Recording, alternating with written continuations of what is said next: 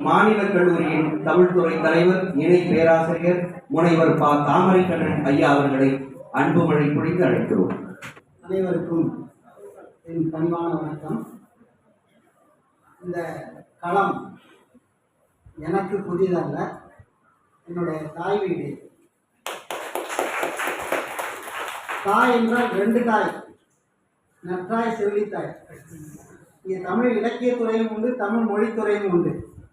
நான் தமிழ் இலக்கியத்துறையை சார்ந்தவன். ஆனால் மொழித்துறையில் எந்த கூட்டம் நடந்தாலும் நான் முன்னாடி இருப்பேன். அந்த துறையும் நான் போவேன், இந்த துறையும் போவேன். அன்று வந்ததும் இதே நிலா, இன்று வந்ததும் அதே நிலா. இன்றைக்கு நான் வந்திருக்கிறது வைர நிலாவுக்காக. ஐயா இங்கே வர வச்சிருக்காங்க. நீதிபதி புகழேந்தி அவருக்கு மறுப்பு சொல்ல முடியுமா, வாங்க அப்படின்னு சொல்லும்போது கட்டாயம் வந்துடுறேன் ஐயா அப்படின்னு சொல்லிட்டு வந்திருக்கேன். என்னுடைய ஆசிரியர் பெருந்தகை இங்கே வந்திருக்காங்க. நடராஜ ஐயா லயோலா கல்லூரியில் என்னுடைய ஆசிரியர். ஏன் எனக்கு மட்டும் இல்லை, பாட்டாளர்களுக்கும் அவர் தான் ஆசிரியர்.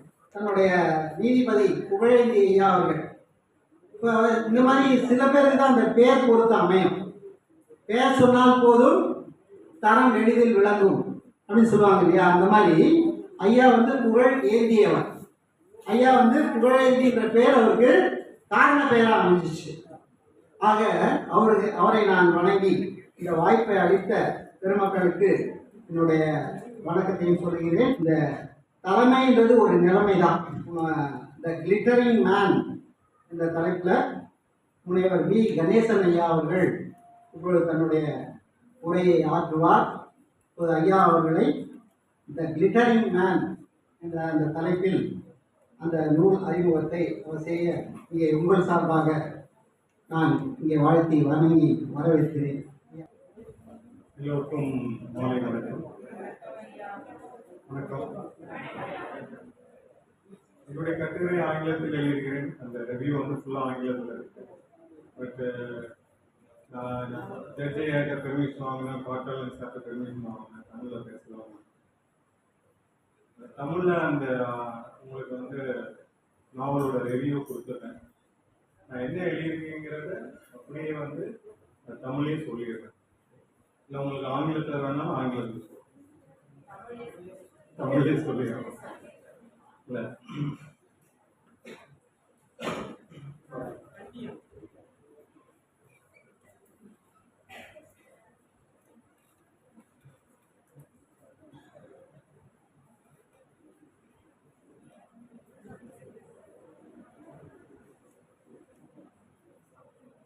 என்னுடைய பெட் டாபிக்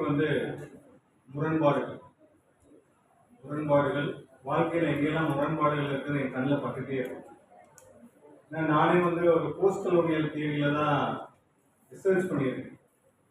எனக்கு இந்த புக்கை படித்த உடனே நிறைய இது என்னுடைய பாயிண்ட் ஆஃப் வியூல தான் கிடைச்சது. எல்லாருக்கும் வாழ்க்கை ஒரே மாதிரி அமைவதில்லை, எல்லோரும் ஒரே வாழ்க்கையை வாழ்வதும் இல்லை. எல்லாருக்கும் ஒரு டிஃப்ரெண்டான வாழ்க்கை இருக்குது. வாழ்க்கையை ரெண்டு விதமா பார்க்குறோம். ஒன்று நம்ம டார்கெட்டை ஃபிக்ஸ் பண்ணி போகிறோம், இன்னொன்று டார்கெட்டை ஃபிக்ஸ் பண்ணி முயற்சி எடுத்து வேண்டியதெல்லாம் படிச்சுட்டு அப்படியே அந்த இலக்கை நோக்கி போகிறோம். இன்னொன்று கிடைச்சதெல்லாம் படிக்கிறோம். கிடைச்சதெல்லாம் படிக்கும்போது அதுவும் வாழ்க்கை தான். டார்கெட்டை முயற்சி பண்ணி அடைகிறது ஒரு விதமாக இருந்தாலும் நம்ம கிடைச்சதெல்லாம் படிக்கும்போது வாழ்க்கை நம்ம நோக்கி வரும். இது என்னுடைய வாழ்க்கையில் நடந்தது. நம்ம டார்கெட்டை ஃபிக்ஸ் பண்ணி அப்போ என்ன ஆகுதுன்னா, படிக்கிற படிப்பு வேலைக்காகதானா அப்படின்னு ஒரு கொஸ்டின் வருது. வேலைகள் இருக்கு, நிறைய வேலைகள் இருக்கு. ஆனால் நம்மளுடைய அப்ரோச் மாறணுங்கிறது என்னுடைய சிறு வேண்டுகோள் மாணவர்களுக்கு. நிறைய வேலைகள் இருக்கு. வாழ்க்கை இரண்டு விதமா பாருங்க. நீங்க ஒரு டார்கெட்டை ஃபிக்ஸ் பண்ணி நமக்கு கிடைக்க போறதில்ல. கிடைச்சதை படிங்க. நீங்க என்ன இலக்கை நோக்கி போறீங்களோ அந்த இலக்கு உங்களுக்கு வரும். அதுதான் அந்த கேரக்டர், சத்யாங்கிற கேரக்டர் அவன் நடந்தது. அவனுக்கு என்ன கிடைக்குதோ அதை தான் படிக்கிறான். ஆனால் அவனுக்கு இலக்கு தானாக வருது. லைஃப் என்னது ஆங்கிலத்தில் சொல்லுவோம், the horizon will open for you. அது ஹாரிசன் நம்மளை நோக்கி வரணும். அதான் என்னுடைய வேண்டுகோள். அதுக்கு இந்த நாவல் ஒரு உதாரணமா இருக்கு. நம்ம வாழ்க்கையை நம்ம பற்றி பேசினோம். வாழ்க்கையில் ஏற்றத்தாழ்வுகள் ஜாஸ்தி, சோகங்கள் ஜாஸ்தி, சந்தோஷங்கள் ஜாஸ்தி. The life will not be a bed of roses. Life ups and downs இருக்கு. One man's milk another man's poison சொல்லுவோம். ஒருத்தருக்கு பாலாத்துல தெரிகிறது, அடுத்தது விஷமா தெரியுது. இதான் வாழ்க்கை. திருப்பங்கள் வாழ்க்கையில் எத்தனையோ திருப்பங்கள் வருது. எல்லா திருப்பங்களும் நம்ம நல்ல பயனை கொண்டு வருமான்னு தெரியாது. சில திருப்பங்களை திரும்பிதான் ஆகணும். சில திருப்பங்கள் வந்து அன்எக்ஸ்பெக்டடா நடக்கும், வாழ்க்கையில எதிர்பாராத விதமா நடக்கும். இந்த கருத்துக்களை மையமாக தான் நாவலை பார்த்தேன். நான் வேற ஒன்றும் பார்க்கல. ஒரு வாழ்க்கையை வந்து நாவலை படிச்சு முடிச்ச உடனே எனக்கு என்ன தோணுச்சுன்னா, ஒரு அருமையான ஒரு வாழ்க்கையை வாழ்ந்து இருக்கிறான்னு தோணுச்சு. அதுக்கு தலைப்பு என்ன கொடுக்கலாம் அப்படின்னு நான் பார்த்துட்டே வந்தேன். கேரக்டர் மேக்ஸ் த மேன் ஒரு தலைப்பு கொடுத்துருக்கிறேன். இந்த ஒழுக்கம் இருந்தால் நம்மிடம் எல்லாமே இருக்கும். ஒழுக்கம் இல்லைன்னா நம்ம விட்டு எல்லாம் போயிடும். When wealth is lost, nothing is lost. When health is lost, something is lost. ஆங்கிலத்தில் சொல்லுவோம். ஓகே. ஆனா when character is lost, everything is lost. நீங்க படிச்ச அது தமிழ்ல இருக்கு. அந்த ஒரு அருமையான திருக்குறள் இருக்கு, கற்க கசடா. அந்த திருக்குறள் அருமையா இருக்கு. அதுதான் நம்ம ஒழுக்கத்தை வந்து அருமையா, அந்த படிச்ச படிப்பை எப்படி வந்து இந்த கேரக்டர் வந்து நம்ம அந்த படிச்ச படிப்பை எடுத்துட்டு போறோம். அதான் இந்த முரண்பாடுகளை பத்தி சொன்ன நிறைய விஷயங்களை பத்தி முரண்பாடுகள் இருக்கு. இந்த கதையை சொல்லிட்டு, கதையோட சுருக்கத்தை சொல்லிட்டு உங்களுக்கு வந்து நான் முரண்பாடுகளை சொல்றேன். அதுக்கு முன்னாடி ஐயா வந்து ஆங்கிலத்தில் எழுதியிருக்காங்க இந்த புக்கு. இந்த ஆங்கிலத்தை வந்து இன்னைக்கு காலகட்டத்தில் ஆங்கிலம் எப்படி இருக்கு, ஆங்கில மொழி எப்படி இருக்கு, நமக்கு ஆங்கில மொழி தேவை, ஆங்கில மொழி நிறைய பேர் கிரிட்டிசைஸ் பண்ணிட்டாங்க. நானே பல இடத்துல என்ன சொல்றேன், ஆங்கிலம் தேவையான ஆங்கில ப்ரொஃபஸரா இருந்துட்டு நானே என்ன பண்றேன், ஆங்கிலத்தை வந்து எதிர்த்து தான் பேசிட்டு இருக்காரு. ஏன் அப்படின்னா ஆங்கிலத்துக்கு பின்னாடி இருக்கிற அந்த கலாச்சாரத்தை நம்ம வந்து நம்மளை அறியாம உள்ள ஏற்றிட்டு ஒரு ரோட்ல ஒரு பையன் ஒரு பொண்ணு போறாங்க, ஒரு பையனை வந்து அந்த பையன் வந்து பொண்ணை இடிச்சுட்டான், அந்த பையன் மன்னிச்சுக்கோன்னு சொன்னான்னா அந்த பொண்ணு வந்து அந்த பையனை நார்மலா கிழிச்சிடும். அதே சமயத்துல வந்து ஐம் சாரி அப்படின்னு சொன்னாங்கன்னா இட்ஸ் ஓகேன்னு சொல்லுங்க. அப்போ வந்து அந்த பண்பாடு நமக்கு மாறுது. நமக்கு மொழி தான் வேணும். நம்ம மொழி தான், மொழிக்கு பின்னாடி இருக்க பண்பாடு இருக்கு. இந்த பண்பாடை வச்சுதான் ஆங்கிலேயர்கள் வந்து நம்மளை காலனைஸ் பண்ணணும். அந்த பண்பாடு தான். ராஜாராம் மோகன் ராய் தெரியாதனமா ஆங்கிலத்தை படிக்கலாம்னு சொல்லிட்டாரு. ஆங்கிலம் உள்ள வந்தாச்சு. ஆங்கிலம் உள்ள வந்துடுச்சு. நம்மளை வந்து ஆட்டி படைக்குது. ஓகே, ஆங்கிலம் தெரியலன்னா நீங்க மனுஷனே இல்லைங்கிறா. ஆங்கிலத்தை படிங்க. ஆனா ஆங்கிலத்தை எப்படி படிக்க வேண்டும், நீங்க மாஸ்டர் பண்ணுங்க, ஆங்கிலனுக்கே திருப்பி எழுதணும். அதான் என்னுடைய கொள்கை. அதான் போஸ்டல் ஆங்கிலத்தை பேசணுமோ அங்கதான் பேசணும். இங்கதான் ஆங்கிலத்தை நம்மளுடைய கன்வீனியன்ஸ் தான் யூஸ் பண்ணணும். அதை தான் இந்த புக்ல ஐயா அழகா பண்ணியிருக்காரு. ஆங்கிலத்தை வந்து ஒரு Tamil thought, Tamil feelings, Tamil life, அதை அழகா எழுதியிருக்காங்க. அந்த விஷயத்துல நான் ஐயாக்க ஹேட்ஸ் ஆஃப். ஓகே, நிறைய பேர் ஆர்கே நாராயணன் எழுதியிருக்காங்க. அவங்க எல்லாம் என்ன சொல்லுவாங்க, ஃபாரினர்ஸ் வந்து இந்தியன் கல்ச்சரை வெளியே வித்துட்டு இருக்காங்க. ஆமா, ஆனா அதே இதுல வந்து vs Naipaul, MG Vasanthi, இந்தியனுடைய வம்சாலி writers தான் அவங்கள நோக்கி இங்கிலீஷ்காரன் பயந்து ஓடுறான். ஏன்னா அவனுடைய இங்கிலீஷ் அப்படிப்பட்ட இங்கிலீஷ். அவனுடைய இங்கிலீஷ் வந்து ஒரு அருமையான சென்டென்ஸ் இருக்கு இங்கிலீஷ்ல. அதை வந்து இங்கிலீஷ் தெரிஞ்சு அப்படி வச்சுருவாங்க. Okay, the responsibility grows on him. நம்ம டிரான்ஸ்லேட் பண்ண முடியாது. அவன் பொறுப்படையினா வேற மாதிரி தான் நம்ம போகணும். ஆனால் அந்த இங்கிலீஷ் லாங்குவேஜ் திங்க் பண்ணும்போது அந்த லாங்குவேஜ் யூஸே வந்து வித்தியாசமா இருக்கும். ஆனா இங்க வந்து பாத்தீங்கன்னா நம்ம வந்து ஒருத்தர் சொல்றாரு, ஓகே, சினோவாச்சுபி வந்து ஆப்பிரிக்கன் ரைட்டர் சொல்றாரு, ஆங்கிலத்தை நம்மளுடைய பயன்பாட்டுக்கு தான் யூஸ் பண்ணணும் அப்படிங்கிற அந்த அந்த தாட் எல்லாரும் வாங்கி, அதே தான் எல்லா ரைட்டர்ஸும் பண்றாங்க. அது ஆங்கிலத்தில் போஸ்ட் கலோனியல் தாட் அப்படிங்கிறது இன்னைக்கு வந்து எப்படி இருக்குன்னா, ஆங்கிலத்தை ரெண்டு விதமா பார்க்குறோம். ஒன்று லவ் அண்ட் ஹேட்னு பார்க்குறோம். ஒருத்தர் வந்து ஆங்கிலத்தை நேசிச்சுட்டு போறாங்க, கல்ச்சர் அழிஞ்சு போகுது. இன்னொருத்தன் வெறுக்கிறான், கல்ச்சர் வளருது. இந்த அடிப்படை தத்துவத்தை பார்த்து லவ் அண்ட் ஹேட். நம்ம தமிழ்நாட்டில் ஏன்னா நம்ம வந்து ஆங்கிலத்துக்கு வந்து இப்படி ஒரு அடிமை ஆகிட்டு போயிட்டு இருக்குமோ தெரியல. ஆனா ஆங்கிலத்தை படிங்க, தயவுசெய்து படிங்க. அது ஒரு கண்ணு மாதிரி, நமக்கு கண்ணு மாதிரி இருக்காது. படிங்க, மாஸ்டர் பண்ணுங்க. ஆனா அதுக்கு முன்னாடி கல்ச்சர் வேண்டாம். ஒரு ஐடி இன்ஸ்டியூட்ல போய் பார்த்து அந்த ஆங்கிலத்தை வச்சு அந்த கல்ச்சர் எப்படி போகுதுன்னு பார்த்துட்டு தான் இருக்கேன். என் கண்ணு முன்னாடி பார்க்குறேன். என் காலேஜில் ஆங்கிலத்தில் ஃபோன் வந்த ப்ரொஃபஸர்ஸ் வந்து என்ன பாடுபடுறாங்கன்னு பார்த்துட்டு தான் இருக்கிறேன். எல்லாம் பார்த்துட்டு தான் கண்ணு எதிர ஆங்கிலம் படுத்துற பாடம் பார்த்துட்டு செல்போன்ல ஒரு கால் வந்ததுன்னா, பிசினஸ் கால் வந்து ஆங்கிலத்துல தேர்வு பேசுனா ஆடி போயிடுறாங்க. அப்படியே ஆடி போய் எஸ் எஸ்ங்கிறாங்க ஒன்றும் தெரியாம. ஏன் தமிழ்ல பேச வேண்டியதானே? அங்க நமக்கு ஆங்கிலம் தேவையில்லையே. இந்த மாதிரி எண்ணங்களை வைத்துதான் நான் இந்த உரையை எழுதுனேன். அதுல ஐயா அந்த எழுதிட்டு ஆங்கிலத்தை பத்தி நான் பாராட்டி இருக்கிறேன். ஐயா அருமையா அந்த ஆங்கிலத்தை தமிழ் எண்ணங்களையும் தமிழ் உணர்வுகளையும் பயன்படுத்தி அது போஸ்ட் கலோனியல் இங்கிலீஷ். அப்ப இங்கிலீஷை தன்னுடைய பயன்பாட்டுக்கு ஐயா பார்க்கிறார். ஐயா மாற்றிருக்காங்க, ஐயா அழகா எழுதியிருக்காங்க, ஐயா ஏகப்பட்ட கோட் பண்ணியிருக்காங்க. அதெல்லாம் பாராட்டுக்குரிய. அடுத்து இந்த கதை பேரும் டக்குன்னு கதை பேரும். இந்த கதை ஒரு சத்தியான ஒரு சின்ன பையன். அவன் ஒரு முதல்ல அருமையான ஒரு சீன் ஒன்று வருது. அந்த சீன் என்னன்னா, வகுப்புல அந்த பையன் படிச்சுட்டு இருக்கிறான். அந்த ஆசிரியர் வெளியே அந்த பையனை பார்க்குறான், தம் அடிச்சுட்டு இருக்கிறான். ஆனால் ஆசிரியர் மறுநாள் அந்த வெளியே திட்டாம மறுநாள் வகுப்புல கூட்டு வச்சு திட்டாரு.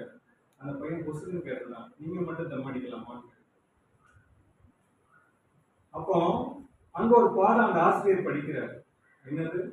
அவர் பிராக்டிஸ் பண்ணவே இல்லாம ப்ரீச் பண்றாரு. அது தப்பு இல்லை. என்ன பண்ணணும்? You have to practise before preach. நீ பயிற்சி செய்யணும், அதுக்கப்புறம் தான் ப்ரீச் பண்ணணும். அவர் உடனே மன்னிப்பு கேட்கிறாரு, அவர் தன்னை திருத்திக்கிறார். அப்ப அங்க ஒரு பாடம், என்ன பாடம் கிடைக்குதுன்னா, teaching is not teaching, teaching is learning. ஒவ்வொரு ஆசிரியரும் தினமும் கற்றுக்கொள்ள வேண்டும். Teaching is not a teaching. அதை ஞாபகம் வச்சுங்க. அதான் முரண்பாடு. வகுப்புக்குள்ள நான் போறேன் அப்படின்னா நான் மாணவர்கள்ட்ட எதையோ கத்துக்கிட்டு தான் வெளியே வரேன். அதான் டீச்சிங். இஸ் அந்த பாடத்தை ஐயா எப்படி அருமையா எழுதியிருக்காங்க. டக்கு அது கேரக்டரோட டீச்சிங். அது அந்த சின்ன பையன்லேருந்து படிக்கிறாரு அந்த டீச்சர். ஆனா அந்த பையனை பாவம், அந்த பையன் அங்கேயே அந்த பையனோட கேரக்டர் நமக்கு தெரியுது. அந்த பையன் அடுத்த வித்தின் ஃபியூ டேஸ்ல அப்பா அம்மா இழந்துதான் அனாதை ஆயிடும். அனாதையான பையனுக்கு என்ன ஆகுது? ஒரு சொந்தக்காரி ஒருத்தி வாரா, துப்பாயின்னு ஒருத்தி. அவ என்ன பண்றா, இந்த பையனை எனக்கு அனுப்புங்க, நான் சொந்தக்காரன், நான் வச்சு பார்த்துக்கிறேன்னு கூட்டு போறேன். எது கூட்டு போறா? அவனை அடிமைப்படுத்தி மாடு மேய்க்கிறதுக்கு கூட்டு போறான். கூட்டு போயிட்டு மாடு மேய்ச்சி கூட்டு அவன் பாடா படுத்துற. அவன் அங்கிருந்து எஸ்கேப் ஆகி போறான். கார்ல ஆக்சிடென்ட் ஆகி கால் அடிபடுது. கால் அடிபட்டவொடனே அவன் ஹாஸ்பிட்டல் சேர்க்கிறாங்க. உளுந்தூர்பேட்டை ஹாஸ்பிட்டல் சேர்க்கிறாங்க. அந்த உளுந்தூர்பேட்டையில ஹாஸ்பிட்டல் சேர்த்த உடனே என்ன ஆகுது? அந்த பையனுக்கு அந்த 2 டாக்டர், அந்த 2 டாக்டர் நலன் நந்துன்னு சொல்லி 2 டாக்டர். அந்த 2 டாக்டர்ஸும் அவனை பார்த்துக்கிறாங்க. அவனோட பேக்ரவுண்டை பார்க்குறாங்க. பார்த்துட்டு அவனை உதவுறதுக்கு முன் வர்றாங்க. அவங்களே கூப்பிட்டு போய் செங்கல்பட்டுல இருக்கிற குமாராஜா கோர்ட்ல இருக்கக்கூடிய அந்த அனாதை பள்ளிக்கூடத்துல போய் சேர்க்கிறாங்க. அவனுக்கு விடிவு பிறகுது. அருமையா படிக்கிறான். +2ல ஸ்டேட் ஃபர்ஸ்ட் மார்க் வாங்குறான். +1ல +10ல ஸ்டேட் ஃபர்ஸ்ட் மார்க் வாங்குறான். +2 படிக்கிறான். குயிஸ் காம்படிஷன்ல ஃபர்ஸ்ட் ப்ரைஸ் வாங்குறான். அவனுக்கு தேடி அந்த லா ப்ரொஃபஷன் ஸ்டடீஸ் வருது. படிச்சதுனால, நல்லா படிச்சதுனால லா படிக்கிறான். லாயர் ஆறான். இதுல என்ன, லாயர் ஆறான். ஒரு பெரிய ஃபேமஸான சீனியர்கிட்ட ஜூனியர் ஆறான். அங்க ஒரு பொண்ணு ஷர்மின்னு ஒரு பொண்ணு அவனை நேசிக்கிறான். அவன் வேண்டாம், நான் அனாதை, என்னை நேசிக்காத அப்படிங்கிற, நீ பணக்கார வீட்டு பொண்ணு, என்னை நேசிக்காதீங்க. அந்த பொண்ணு விடாக்குடியா அவனை நேசிக்கிறது, நான் உன்னதான் கல்யாணம் பண்ணுவேங்கிறது. அங்க ஒரு உள்ள ஒருத்தன் வரான், மார்ட்டின்னு சொல்லிட்டு. அவன் அந்த பொண்ணை என்ன பண்றான், அவன் நேசிக்கிறான். அவனுக்கு ஏமாற்றம் வருது. அங்க ஒரு கான்ஃபிளிக்ட் வருது. அந்த லவ்வுக்கு எதிரி வரான். லவ் போராட்டத்தை சந்திக்குது. அந்த அப்பா அம்மா என்ன சொல்றாங்க, இவன் உனக்கு ஏற்ற மாப்பிள்ளை இல்லை அப்படின்னு சொல்லிட்டு அவனை என்ன பண்றாங்க, அவன வாயாலே, இந்த சத்யா வாயாலே ஷர்மிக்கு வேண்டாம், சொல்ல வை அப்படின்னு சொல்றாங்க. அவன் அப்படி இருக்கிறத கொள்ளிய மாதிரி வெடிக்கிறான். அப்படி துடிக்கிறான். துடிச்சுட்டு அவனே தன்னுடைய காதலிகிட்ட சொல்றான், என் அப்பா அம்மா பொண்ணை பார்த்து கல்யாணம், அந்த மாப்பிள்ளை பார்த்து கல்யாணம் பண்ணிக்கோ அப்படின்னு. அவன் என்ன சொல்றா, நீ யார் சொல்றா, நீ அந்த முடிவை எனக்கு ஏற்றுக்க தெரியும், நான் உன்னை தவிர வேற யாரும் கல்யாணம் பண்ண மாட்டேன் அப்படின்னு அவ உட்காந்து. இவனுக்கு என்ன ஆகுது, இந்த டைத்துல நல்ல ப்ரொஃபஷன், நல்ல ஃபேமஸ் ஆறான். தனியா சீனியர் லாயர் சொல்றாரு, தம்பி நீனே தனியா ப்ராக்டிஸ் பண்ணுங்கிறாரு. தனியா ப்ராக்டிஸ் பண்றான், ஃபேமஸ் ஆறான். இந்த மீன் டைம் அவனுக்கு வந்து பாதுகாப்பு நல்ல லைஃப் கொடுத்த டாக்டர் நந்து வந்து நலன் வந்து உடம்பு சரியில்லாம போயிட்டாரு, போய் பார்க்க போறான். அங்க ஒரு பொண்ணு, அவ பிசிக்கலி சேலஞ்ச் பொண்ணு. அந்த பொண்ணுக்கு வந்து மாப்பிள்ளை தேடிட்டு இருக்காருன்னு அவர் சொல்றாரு. அவனுக்கு அங்க வந்து என்ன தெரியுது, தன்னுடைய நன்றி உணர்வை காட்டுறதுக்கு ஒரு சந்தர்ப்பம் கிடைக்கிறது. அந்த பொண்ணை நானே கல்யாணம் பண்ணிக்கிறேன், கல்யாணம் பண்ணிக்கிறான். இந்த நியூஸ் ஷர்மிக்கு தெரியுது. அவ அப்செட் ஆகி போய் உட்காந்துட்டு அவ திடமா இருக்கிறா. அவன் ஒன்னு சத்யா தவிர வேற யாரையும் கல்யாணம் பண்ண மாட்டேங்கிறா அப்படின்னு சொல்லிட்டு உட்கார்ந்து இருக்கிறா. இந்த பொண்ணு அந்த பொண்ணு நீளம்ங்கிற பொண்ணு ஹேண்டிகேப் பொண்ணோட சந்தோஷமா வாழ முடியல சத்யா. அவளுக்கு திடீர்னு ஒரு உடம்பு சரியில்லாம இருக்கு. திடீர்னு ஒரு நாள் அவ இறந்து போறா 2 வருஷம் கழிச்சு. மறுபடியும் அவன் விடோவர் ஆயிரம். மறுபடியும் ஷர்மி வாரா. ஓகே, ஷர்மி உள்ள வாரா. இந்த அதே லாயர், எந்த லாயர் மறுத்து பேசினாலும் அவரு என்ன பண்றாரு, அந்த கல்யாணத்தை சேர்த்து வைக்கிறார். கல்யாணத்துல அவங்க 2 பேரும் இணைக்கிறாரு. மறுபடியும் சந்தோஷம் வருது. ஒரு குழந்தை மகேஷ்னு ஒரு பையன் பிறகுறான். வாழ்க்கை நல்லா போயிட்டு இருக்குது. அப்புறம் அவனுக்கு வந்து வாழ்க்கை ஃபுல்லா என்னது, நல்ல வாழ்க்கை தான். ஜட்ஜ் ஆகிறாரு 55 வயசுல அவரு. அதுக்கப்புறம் வந்து பிரசிடென்ட் ஆயிடுறாரு. ஓகே, அதான் ரொம்ப முக்கியம். கேரக்டர் வந்து எப்படி எங்க எலிவேட் பண்ணியிருக்காரு பாருங்க. பிரசிடென்ட் ஆயிடுறாரு. பிரசிடென்ட் ஆகிட்டு அவங்க வாழ்க்கை கடைசி அந்த நாவல் எப்படி முடியுதுன்னா ஒரு அருமையான உரை. அந்த உரை எதை பத்தி இருக்குன்னா உலக அமைதி, அப்புறம் வந்து சூசைட் பண்ணக்கூடாது. சூசைட் வந்து எல்லா வாழ்க்கையில உள்ள பிரச்சனைகளுக்கு சூசைட் வந்து சொல்யூஷன் இல்லை அப்படிங்கிறது ஒரு அருமையான ஒரு உரையோட முடியும். அதுதான் இந்த நாவலோட மெயின் மெசேஜும் கூட. என்ன மெசேஜ்னா அமைதி வேணும். 2வது வந்து எல்லா வாழ்க்கையில் உள்ள ப்ராப்ளத்துக்கு சூசைட் வந்து சொல்யூஷனே கிடையாது அப்படிங்கிற அந்த மெசேஜோட அருமையா அந்த நாவல் இருக்கு. இதுதான் அந்த summary of the novel. Okay, இந்த நாவலில் வந்து பார்த்தீங்கன்னா நான் சத்யா பார்க்கும்போது அவர் மாடர்ன் ஹரிச்சந்திரனா இருப்பான்னு தோணுது. மாடர்ன் ஹரிச்சந்திரனா இருப்பான். அவ்வளவு தூரத்துக்கு ஒரு நேர்மை. அவனை வந்து சொப்பேன்னு சொல்லிட்டு ஒரு பையன் வந்து நீ என்னடா ஃபர்ஸ்ட் மார்க் எடுத்துட்டு இருக்கேன்னு அடிக்கும் போது அவன் வந்து தவிக்கிறான். யாருக்கும் சொல்ல முடியல, அவனால சொல்ல மாட்டேங்கிறான். அப்போ வந்து அங்க வந்து அவனுடைய மனிதாபிமானம் வெளியே வருது. தன்னுடைய காதலிட்ட போய் நீ வந்து வேற மாப்பிள்ளைய பார்த்துக்கணும்னு சொல்லும் போது அவன் அப்படியே வந்து ஒரு ஹரிச்சந்திரன் மாதிரி இருக்கிறான். தன்னுடைய ஆசா பாசங்களை எல்லாத்தையும் கண்ட்ரோல் பண்ணிட்டு பெரிய பதவி வரும்போது எளிமை வருது. அவனுடைய அறிவுத்திறன் வெளியே வருது. அப்போ அந்த வாழ்க்கையை வந்து அழகா பார்க்கும்போது சத்யாவுடைய வாழ்க்கையில எப்படி பார்த்தீங்கன்னா சரியான நேரத்துல தவறான விஷயங்கள் நடக்குது. அதாவது தவறான வேண்டாத காரியங்கள் நடக்குது.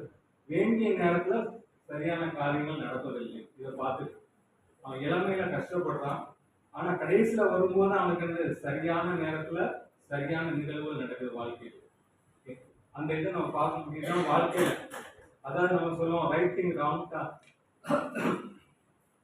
Right time wrong thing, wrong time right thing. இது வாழ்க்கையில் நடக்கும். கள்ளக்கண்ட நாயக்கண்டா, நாயக்கண்ட கள்ளக்காண்டங்கிற மாதிரி தான் வாழ்க்கையில் போயிட்டு எது மீட் ஆகி வருதுன்னு சொல்ல முடியாது. சத்யா முதல்ல இனிஷியல் ஸ்டேஜ்ல அப்படிதான் கஷ்டப்படுறான். அவ்வளவு தூரம் கஷ்டப்படுறான். அவனுடைய வாழ்க்கையை பார்க்கும்போது எனக்கு மேக்பத்தோட லைன் தான் வந்தது. Okay, life is full of sound and fury signifying நத்திங்னு மேக்பத்தில் வரும். ஆனா இங்க வந்து என்ன வருதுன்னா sound and fury signifying many things in his life. He learns lot of lesson. நிறைய லெசன் படிக்கிறான். அவன் வந்து அந்த 3 அருமையான குவாலிட்டிஸ் இந்த நாவல் வந்து சொல்லுது.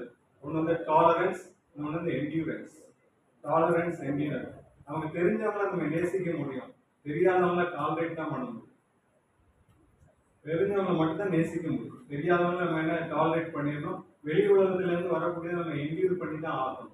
இதை தான் சத்யா வந்து பண்றான். அவனுக்கு பிரச்சனை வரும்போது தாங்குறான். என்டியூரன்ஸ் வந்து ரொம்ப ஒரு அருமையான லெவல்ல வச்சிருக்கான் லைஃப் ஃபுல்லா. அதுவும் சில இடத்துல வந்து அருமையா ஹேண்டில் பண்றான் சிச்சுவேஷனை. அந்த டிஸ்கிரிப்ஷன் நிறைய ரொம்ப ரொம்ப டைம் எடுத்து சார் வந்து டிஸ்கிரைப் பண்ணியிருக்காங்க எல்லாத்தையும். அந்த விஷயத்துல ரொம்ப நல்லா இருக்குது அந்த நாவல் வந்து. இந்த நாவலை படிக்கும்போது நான் சொல்றேன், நான் முதல்ல எடுத்துட்டு ஒரு 3 நாள்ல ஒரு 3 சாப்டர் படிச்சுட்டு வச்சுட்டேன். அதுக்கு படிக்கிறதுக்கு நேரம் இல்லை. அப்புறம் வந்து காலேஜ் ஒர்க்கு ஹெவியா இருந்தது, எனக்கு நிறைய ஒர்க் இருந்தது. சரி எப்படியே படிச்சிடலாம்னு நினைக்கிறோம். ஒரு நாள் உட்கார்ந்தேன் காலையில உட்கார்ந்தா நைட்டுக்குள்ள முடிச்சு போட்டு உடனே ரிவ்யூ எழுதினேன்.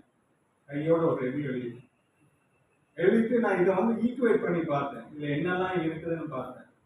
இந்த புக்கில் வந்து ஏன் இந்த புக் வந்து இவ்வளோ அருமையாக இருக்குது அப்படின்னு பார்க்கும்போது தான் எனக்கு அந்த வாழ்க்கையோட முரண்பாடுகளை அப்படியே வெளிச்சத்துக்கு கொண்டு வர மாதிரி சில காட்சிகள். அதாவது ஒரு காட்சி சந்தோஷமா இருக்கு அப்படின்னு அடுத்த காட்சி இதை ஃபில்ம் மாதிரி இல்லாம ஒரு வாழ்க்கை யதார்த்தம் ரியாலிட்டி, அந்த ரியாலிட்டி போதும். நம்ம இமேஜினேஷனே சொல்ல முடியாது, ரியாலிட்டி.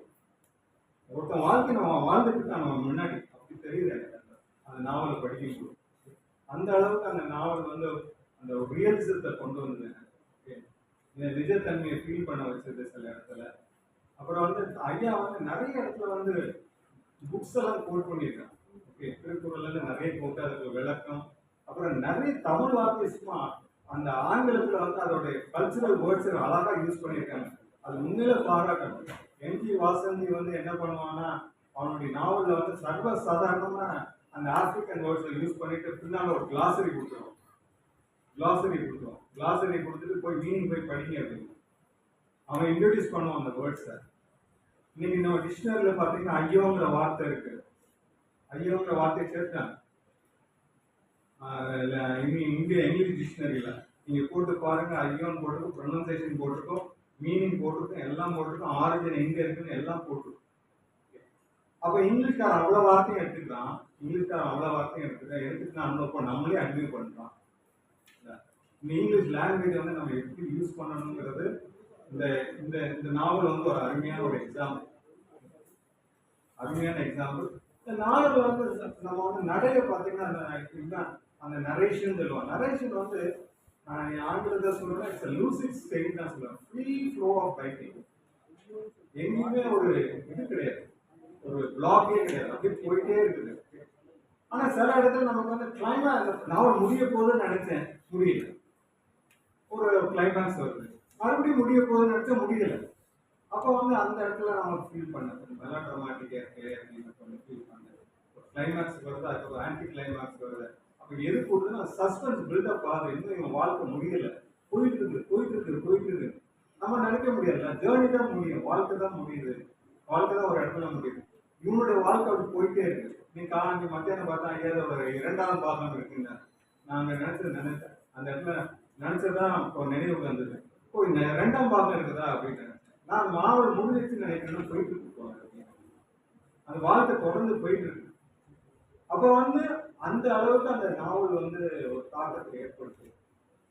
அந்த கரு ஐயா ரொம்ப தாக்கத்தை இருக்கு. சில இடத்துல ஆட்டோபயோகிராபிக்கல் டச் இருக்கும்னு சின்ன சந்தேகம் இருக்கு. ஆட்டோபயோகிராபிக்கல் டச் இருக்கும், யாரும் க்ளோஸா ஒருத்தங்க அவங்க கூட இருந்திருக்காங்க, அதான் ஐயாவுடைய வாழ்க்கையை பிரதிபலிக்குதா அப்படிங்கிறதும் ஒரு ஆங்கிள் வந்து நான் பார்த்துட்டு இருந்தேன். ஏன்னா சில இடத்துல வந்து அந்த எழுத்துல தெரியுது அந்த ஃபீலிங், அந்த அந்த அந்த ஒரு உணர்வு இருக்கும்ல, அது வந்து ஆத்தருடைய உணர்வு அப்படி வெளிப்படுது. அந்த உணர்வை தாண்டி ஒரு ஆத்மா அதுக்குள்ள இருக்குது. அதை நான் பார்த்தேன் அந்த நாவல் படிக்கும். ஸோ இந்த நாவலை படிக்கும் போது என்னன்னா, இந்த நாவலை படிக்கும் திறனாய்வுக்கு நிறைய ஆப்பர்ச்சுனிட்டிஸ் இருக்கு. ஆப்பர்ச்சுனிட்டினே போஸ்ட் கலோனியல் தான். எல்லாருக்கும் ஃப்ரீடம்னா என்னன்னு கேட்டா என்ன சொல்லுவீங்க? ஃப்ரீடம்னா என்ன, சுதந்திரம்னா என்னன்னு சொல்லுவீங்க? சுதந்திரத்துக்கு நீங்க யாராவது ஒரே ஒரு வார்த்தையில வந்து சொல்லுங்க பார்க்கலாம். சுதந்திரத்துக்கு ஒரே ஒரு வார்த்தை. சுதந்திரம் நான் நிறைய இடத்துல கேட்டிருக்கேன். எல்லாம் சொல்லுவாங்க பேசுறதுக்கு சுதந்திரம் வேணும், எழுதுறதுக்கு சுதந்திரம் வேணும்.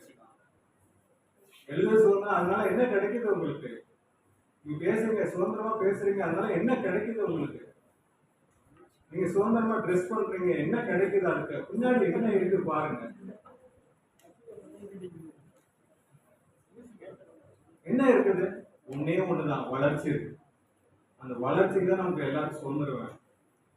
அடிமையா இருக்கிற வரைக்கும் நமக்கு வந்து சுதந்திரம் கிடைக்காது, வளர்ச்சி கிடைக்காது. அந்த ஏன் வந்து நமக்கு இண்டிபெண்டன்ட், பொலிட்டிக்கல் இண்டிபெண்டன்ட், இந்தியா வளரணும். அதான் அப்துல் கலாம் அருமையான அவருடைய எஸ்ஏ சொல்லியிருக்கிறார். நாம வந்து we are being conquered by our minds. நம்மளோட மைண்டை கான்கர் பண்ணிட்டாங்க. அதான் நீங்க அதோட இம்பாக்ட் இருக்கு. 3 விஷயத்த விட்டுட்டு போயிட்டான். ஒண்ணு வந்து ஆங்கில மொழியை விட்டுட்டு போயிட்டான், இன்னொன்று இந்த பாலா போன கிரிக்கெட் மேட்சை விட்டுட்டு போயிட்டான், கிரிக்கெட் கேமை விட்டுட்டு போயிட்டான். அடுத்தது வந்து இந்த மதம், ரிலிஜன் இந்த இம்பாக்ட்ல இந்த இதோட தாக்கத்துல இருந்து நம்ம வந்து மாற்றி இது பண்ணல. அப்போ கிரிக்கெட்ல வந்து நம்ம அவனை அடிச்சிட்டோம், நம்ம போர்டு தான் ஸ்ட்ராங், பிசிசிஐ தான் ஸ்ட்ராங், அது ஒன்றும் பெரிய விஷயம் இல்லை, நம்ம அதெல்லாம் அடிச்சிட்டோம். எட்வர்ட் சைடுன்னு ஒரு அருமையான சொல்றான், எம்பையர் ஷுட் ரைட் பேக். நம்மளாம் ஒரு காலத்துல அடிமையா இருந்தோம், we have to write back to English. இங்கிலீஷ்காரன் காணாம போயிட்டு இருக்கான், அதுதான் எங்களை மாதிரி உள்ள ஆட்கள் ஆங்கிலத்தை படித்தாலும் ஆங்கிலத்தை அந்த ரீஜனல் மொழி, ரீஜனல் தாட் இதை வந்து மேலோங்கி கொண்டு வரணும். அதுக்கு தான் நாங்கள் வந்து பண்ணுறோம். என்கிட்ட கேட்பாங்க, நான் ஏழு தமிழ் புக்கு எழுதியிருக்கேன், எல்லாரும் என்கிட்ட கேட்டாங்க. முதல்ல தமிழ் துறையில் கேட்டேன், ஆங்கில ப்ரொஃபஸர் நீ எதுக்கு தமிழ் எழுதிருக்கேன்? நான் ஒன்றும் பதில் சொல்லலை. நான் வந்து ஆங்கிலத்தில் ரிசர்ச் பேப்பர் எழுதியிருக்கேன், தீசிஸ் எழுதியிருக்கேன், அந்த கட்டுரை எழுதியிருக்கேன். அது வந்து வேற, அது வந்து அப்போ வந்து ஆங்கிலம் எப்படி, ஆங்கிலம் is a language of criticism. நான் திறனாய்வு பண்ண நான் ஆங்கிலத்தில் திங்க் பண்றேன், ஓகே, ஆங்கிலத்தில் நான் எழுதுறேன். ஆனா நான் படைப்பு ஆளுக்கு மாறும்போது எனக்கு ஆட்டோமேட்டிக்கா தமிழ் தான் வரும். நான் எழுதி பார்த்தேன், ஆங்கிலத்தில் எழுதி பார்த்தேன், நான் ஆங்கிலத்தில் எழுதி பார்த்தேன். ஆங்கிலத்தை எழுதும் போது வரவே மாட்டேங்குது. என்னமோ நான் உள்ள போய் என்னத்தை பண்ணிட்டு அந்த ஃப்ளோவே வர மாட்டேங்குது. அப்புறம் நீ இருந்தாலும் பரவாயில்ல, பார்க்கலாம், நான் வேண்டாம், தப்பு, நம்ம தமிழ் கல்ச்சரை பாருங்க, எதுக்கு ஆங்கிலத்தை பண்ணணும், நம்ம இது பண்ணோம் அப்படின்னு சொல்லிட்டு நான் எழுதியிருக்கிறேன். ஐயா கிட்ட கொடுத்துருக்கேன், என்னோட தமிழ் நாவல்ஸை கொடுத்துருக்கிறேன். படிச்சுட்டு உங்களை கருத்துக்களை சொல்லுங்க, ஓகே. அதில் ஒரு புக்கு பருவமே புதிய பாடல் பாடுங்கிற தலைப்பில் இருக்கு. அந்த படத்தில் இந்த எண்ணங்கள் அவ்வளோ, என்னோட ஆங்கிலத்தினோட எண்ணங்கள் அவ்வளோ. ஆங்கிலத்தை வந்து பையன் படிக்காம வந்து என்ன கஷ்டப்படுறான், படிச்சுட்டு அவன் என்ன முடிவு எடுக்கிறான், அதான் கதை, ஒன்றும் கிடையாது. ஆங்கிலத்தில் எங்க நான் கண்ட காட்சிகள், வாழ்க்கையில் கண்ட காட்சிகள் எல்லாத்தையும் இந்த நாவல், அதுல வந்து கிடையாது. அப்படியே ஒரு அதை நாவல் படிச்சுட்டு பேசு, நீங்க சொல்லுங்க, நம்பர் பின்னால இருக்குது, அந்த புக் நம்பர்ல புக்கோட பின்னால இருக்குது, நீங்க வந்து சொல்லுங்க, எனக்கு விமர்சனம் கொடுக்கலாம், அது வரவேற்கிறேன். ஸோ இந்த நாவலுக்கு விமர்சனம், அதுக்கு ஒரு கிரிட்டிசிசம் பார்த்தீங்கன்னா அருமையா இருக்கு. நான் அதான் முதல்ல போஸ்டர்ல ஸ்டார்ட் பண்ணேன். அந்த பையன் வந்து ஃப்ரீடம் நோக்கி எப்படி போறான், ஒவ்வொரு இடத்துல ஃப்ரீடம் வேணும் அவனுக்கு, அந்த ஃப்ரீடம் நோக்கி எப்படி போறான், கிடைச்சது என்ன பண்றான், ஒரு உயர் பதவி வரை போயிட்டு அவன் கடைசியா பையன் சொல்றான், ஓகே அப்பா, you are really a glittering man, அதான் முடிவு. அந்த பையன் சொல்றான், you are really a glittering man. அப்ப அதோட வேற அந்த முடிவு கிடையாது நாவலுக்கு. அந்த பையனோட வாழ்க்கைக்கு பையன் சொல்றான், அப்பா அப்பா. அந்த சேமன் முடிஞ்ச உடனே, அந்த உரை முடிஞ்ச உடனே அந்த பையன் சொல்றான். ஸோ இந்த நாவலுடைய திறனாக நான் முடிச்சுட்டு அந்த இடத்துல முடிக்கிறேன். பேராசிரியர் முனைவர் வி கணேசன் ஐயா அவர்கள் ஆமா ஜெயின் கல்லூரியினுடைய ஆங்கில இலக்கியத்துறை பேராசிரியராக பணியாற்றியவர். அவர் த கிளிட்டரிங் மேன் என்ற ஆங்கில நூலில் தமிங்கில திறனாய்வை இங்கே உரைத்தார். தமிழும் ஆங்கிலமும் சேர்ந்து அவருடைய கட்டுரை, அவரை பற்றிய ஒரு அறிமுகம் இங்கே இந்த நூலிலேயே இருக்கிறது. படைப்பிலக்கிய வரலாற்றில் நீதிபதி மு. புகழேந்தி என்ற அந்த நூலில் ஐயாவுடைய கட்டுரை இருக்கிறது. அதுவும் ஆங்கில கட்டுரை தான். அதில் நிறைய அவர் எழுதிய புத்தகங்களுடைய தலைப்பெல்லாம் போட்டிருக்காங்க. நீங்கள் கேட்டிருப்பீங்க, அது திரைப்பட பாடல்களை கேட்குற பழக்கம் இருக்கவங்களுக்கு இந்த பாட்டு தலைப்புகள்லாம் பாருங்கள். இனிய மனது இசையை சொல்லல, அழைத்து செல்லும், அது ஒரு பாட்டு, அது ஒரு தலைப்பு. ஆனந்த குயில்களின் பாட்டு, இது ஒரு தலைப்பு. நீங்க தொடர்ந்து பாடணும்னு தேவையில்லை, அது அப்புறம் பாடிக்கலாம். மன்றம் வந்த தென்றலுக்கு இல்லையோ பருவமே புதிய பாடல் பாடு, கொடிய செய்ததும். இப்போ இந்த நிகழ்ச்சியை நடத்தணும்னா அது தொடர்ந்துட்டு போகும். அதனால இதெல்லாம் ஐயா கொடுத்த தலைப்பு. அவருடைய இளம் நெஞ்சத்தை இதெல்லாம் உணர்த்துது, இசை நெஞ்சத்தை பாருங்க எப்படி ஆழ்ந்து தலைப்பு வச்சிருக்காரு. இந்த புத்தகத்தெல்லாம் நம்ம உள்ள போய் படிச்சோம்னா எப்படி இருக்குன்னு வச்சுக்கோங்க. இந்த புத்தகத்தை கிளிட்டரிங் மேன் அப்படின்ற புத்தகத்தை ஆழ்ந்து படித்து ரசித்து ருசித்து நமக்கு வழங்கியிருக்கின்றார். ஒரு ஏழை பக்கத்தில் அதை ரொம்ப அழகாக சொல்லியிருக்கார். அவருடைய மந்திரம் கால் மதிமுக்கால் என்று சொல்கிற மாதிரி அவரை பற்றிய குறிப்புகள் ஒரு 20 பக்கம் இருக்கு. அவர் இதை சுருங்க சொல்லி விளக்க வைக்கிற மாதிரி ஒரு 7 பக்கத்தில் அழகான ஆங்கிலத்தில் சொல்லுகின்றார். Characters makes a man. அடுத்து என்னன்றது தெரியும் உங்களுக்கு, போயிடலாம். பர்ஃபெக்ட் இல்லையா? அவங்களுடைய கேரக்டரை வச்சு நம்ம அவங்க எப்படிப்பட்டவர்கள், அவங்களுடைய மனிதர் அப்படின்றத நம்ம உணர்ந்து கொள்ளலாம். அவருக்கு இந்த அவையின் சார்பாக நன்றியை நான் தெரிவித்துக் கொள்கிறேன். இந்த 3 புத்தகங்கள் இங்கே இன்னைக்கு சொல்கிறாங்க. அதில் அம்மையார் நம்முடைய முனைவர் வாணி அறிவாளன் அவர்கள் திருக்குறள் புதிய பேருரைன்னு ஐயா எழுதின புத்தகத்தை அவங்க நூல் அறிமுகம் செய்ய வராங்க. இந்த புத்தகத்தை முதல்ல என் கண்ணில் காமிச்சிருந்தா அது நான் எடுத்துகிட்டு இருப்பேன்னு நினைக்கிறேன், தெரியல. நான் புதினத்தை கடைசியாக தான் எடுத்தேன். இந்த திருக்குறள் புதிய பேருரையை பற்றி நம்முடைய பேராசிரியர் முனைவர் வாணி அறிவாளன் அவர்கள் நூல் அறிமுகமாக இப்பொழுது சில உரையாற்றுவார்.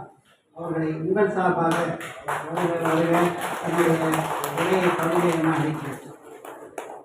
கருத்தரங்கிற்கு வருகை புரிந்துள்ள உலக போற்றும் அகராதியாளர், மூத்த அறிஞர், சென்னை பல்கலைக்கழக தமிழ் மொழித்துறையின் ஏநாள் தலைவர் பேராசிரியர் ஜெயதேவன் ஐயா அவர்களுக்கும், கருத்தரங்கின் நாயகர் நீதிபதி ஐயா அவர்களுக்கும், அமர்வுக்கு தலைமையேற்றிருக்கும் பேராசிரியர் தாமரைக்கண்ணன் ஐயா அவர்களுக்கும், அமர்வு உரையாற்றி அமர்ந்திருக்கும் பேராசிரியர் கணேசன் ஐயா உள்ளிட்ட பேராசிரியர் பெருமக்கள், சான்றோர் பெருமக்கள், மாணவ செல்வங்கள் அனைவருக்கும் எனது பிற்பட்ட வணக்கத்தை தெரிவித்துக் கொள்கிறேன். திருக்குறள் புதிய பேருரை ஐயாவுடைய நூல்கள் 5 நூல்கள் இன்று காலை வெளியிடப்பட்டன. அந்த 5 நூல்களும் ஒன்று திருக்குறள் புதிய பேருரை. திருக்குறள் பற்றி நமக்கு தெரியாத செய்தி இல்லை, மாணவர்களுக்கு எல்லாமே தெரியும் தான். அதுவும் இல்லாம காலையில தொடக்க விழாவில் ராமன் ஐயா சிறப்புரைங்கிற பேர்ல திருக்குறள் புதிய பேருரைய முக்கால்வாசி அதை தான் பேசினார் ஐயா. அதனால அவர் சொல்லாத செய்திகள் எதுங்கிறத தான் இப்போ பார்த்துக்கிட்டு இருந்தேன். அதை மட்டும்தான் உங்களுக்கு நினைக்கிறேன். இந்த ஆய்வுரைக்கு திருக்குறள் புதிய பேருரை என்ற ஐயாவின் அந்த உரை நூலுக்கு நான் தந்த ஆய்வுரைக்கு நான் இட்ட தலைப்பு வள்ளுவ புகழேந்து உரை. வள்ளுவ புகழேந்து உரை, வினைத்தொகை. திருக்குறள் உலகத்தில் உள்ள நாடு, மொழி, இன பேதம் மக்கள்கிட்ட எல்லா மக்களாலும் விரும்பி பயிலப்படுகின்ற ஒரே நூல்னா அது திருக்குறள் தான். அதே மாதிரி உலகம் முழுக்க மொழிபெயர்க்க பெற்ற நூல்கள்ல அதிக எண்ணிக்கையில் பல மொழிகளில் மொழிபெயர்க்க பெற்ற சமய சார்பற்ற ஒரே நூலும் திருக்குறள் தான். ஏன் அதை சமய சார்பற்ற? பைபிள் முதல்ல அதிகமாக மொழிபெயர்க்கப்பட்டது பைபிள், 2வது திருக்குறள். இப்படி திருக்குறளோட தனிப்பெருஞ்சிறப்புகளை சொல்லிக்கிட்டே போகலாம். ஏறக்குறைய 2000 ஆண்டுகளுக்கு முன் எழுதப்பெற்ற இந்த திருக்குறளுக்கு நமக்கு கிடைக்கிறது முதல்ல உரை மணக்குடவர் உரை. மணக்குடவர் உரைக்கு அப்புறம் அந்த பழைய உரை 10 பேருடைய உரைக்கு அப்புறம் உரைகள் காலந்தோறும் எழுதப்பட்டு கொண்டே இருக்கின்றன. ஏறக்குறைய 1000 முறைகளுக்கு மேல் வெளிவந்துள்ளன. அந்த உரைகளும் பல வடிவங்கள் உண்டு. டைப்பு வடிவம், கவிதை வடிவம், ஆத்திச்சூடி வடிவம், பல வடிவங்கள் உண்டு. அளவால் வேறுபட்டவை உண்டு. ஒரு வரி உரை, சுருக்க உரை, உரை வடிவில் வந்ததுல பார்த்தோம் அப்படின்னா ஒரு வரி உரை, சுருக்க உரை, குறட்பா வடிவிலேயே உரை, எளிய உரை, சிறப்புரை, இப்படி நிறைய நம்ம பார்க்க முடியும். இது எல்லாம் அளவு அடிப்படையில். அந்த வகையில இது என்ன அப்படின்னா பேருரை. திருக்குறள் புதிய பேருரை. திருக்குறளுக்கு தனிப்பெருஞ்சிறப்பு நிறைய உண்டு. இந்த திருக்குறள் புதிய பேருரைக்கும் ஒரு தனிப்பெருஞ்சிறப்பு உண்டு. என்ன அப்படின்னா, மாணவர்கள் இருக்கிறதுனால திருக்குறள் பற்றி ஒரு சின்ன முன்னோட்டத்தோட ஆரம்பிக்கிறாங்க. நமக்கு தெரியும், நம்ம பழந்தமிழ் இலக்கியங்கள் பாடுபொருளை ரெண்டா பிரிச்சிடலாம். 2 வகை, அகம் புறம். அந்த அகப்பாடல்களையும் புறப்பாடல்களையும் அறக்கருத்துகள் பின்னி பிணைந்து இருந்தன. அறம் தனியாக கூறப்படவில்லை. அகப்பாடல்களையும் உண்டு, புறப்பாடல்களையும் உண்டு. எப்படி தயிர் கடைஞ்சி வெண்ணெய் எடுக்கிற மாதிரி ஒரு காலத்துல அகத்திலிருந்தும் புறத்திலிருந்தும் அறம் தனியாக பிரிந்தது. எப்போ அறத்தை வலியுறுத்தும் சமயங்கள் தமிழகத்தில் காலூன்றிய பிறகு, மக்களிடையே மர உணர்வுக்கு நிகராக அற உணர்வும் எழுந்த பிறகு, சொல்ல போனால் மரத்தை விட அற உணர்வு மேலாக மதிக்க பெற்ற காலத்தில், நம்ம 8 தொகை 10 பாட்டையே என்ன சொல்லுவோம் அப்படின்னா வீரமொழி காலம். அது வீரமொழி காலம் அல்ல, வீரமொழி காலத்தின் இற்று தேய்ந்த காலம். மர உணர்வு இற்று தேய்ந்து அற உணர்வு மேலெழும்பிய காலம். அப்போ திருக்குறள் முதல்ல அந்த பணியை செய்யறத பார்க்கணும். அறம் தனியாக பிரிக்கப்படுகிறது. எது அறம்? மாணவர்கள் இருக்கிறதுனால சொல்றேன், மாறியும் அறம் நீதி இந்த 2க்கும் தெளிவு நமக்கு வேணும். திருக்குறளையே மொத்தமா அற இலக்கியம்னு சொல்லிடுவோம். திருக்குறள் அற இலக்கியமா? திருக்குறளில் அறத்துப்பால் அறத்தை கூறுகிறது. அறத்துப்பால் அறத்தை கூறுகிறது. அறம் என்றால் என்ன? ஒரு வரியில வள்ளுவர் அழகா தெளிவா சொல்றார், மனத்துக்கண் மாசிலன் ஆதல் அறம். அப்போ அறம்ன்றது தனி மனித மனம் சார்ந்தது, தனி மனிதனுக்குரியது. தனி மனிதனுக்கு எந்தெந்த நற்பண்புகள் தேவையோ அற உணர்வுகள் தேவையோ அனைத்தும் அறத்துப்பாலில் கூறப்பட்டுள்ளன. அறத்துப்பால்ல கொல்லாமை பேசுறாரு. அறத்துப்பாலில் கொல்லாமையை வலியுறுத்திய வள்ளுவர் பொருட்பால்ல செங்கோன்மையில என்ன சொல்றாரு?